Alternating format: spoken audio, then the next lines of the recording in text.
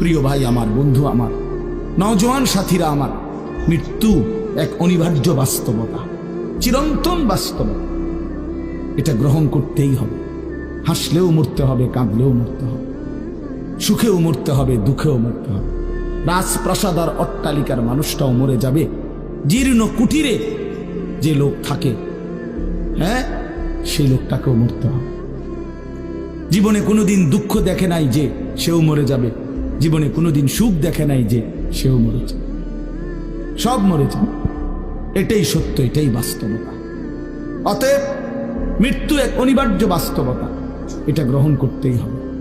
এটা যদি আমরা মনে রাখি, আমাদের জীবন অনেক সুন্দর হইত, অনেক সুন্দর হইত। রাসূলুল্লাহ সাল্লাল্লাহু আলাইহি ওয়াসাল্লাম বলছেন, আকসিরু যিকরা হাদিমিল লাযযাত ইয়ানি আল মাউত।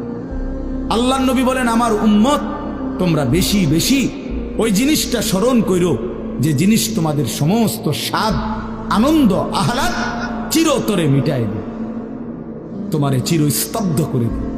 জলজ্জান্ত মানুষটা আমাদের সামনে হাঁটতো, চলতো, উঠতো, বসতো, ঘুরতো, ফিরতো, হ্যাঁ, সেই মানুষটা মনে করেন আমার চোখের সামনে নাই, তার লাশ আমার সামনে। আহা, সেই লোকটা স্তব্ধ।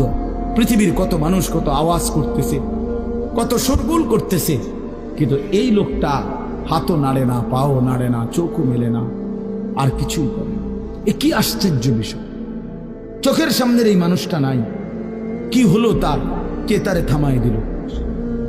কে তারে স্তব্ধ করল?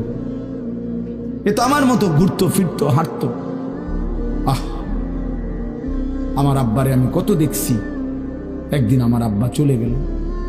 আমার দাদারে আমি কত দেখছি, আমার দাদা একদিন চলে গেল।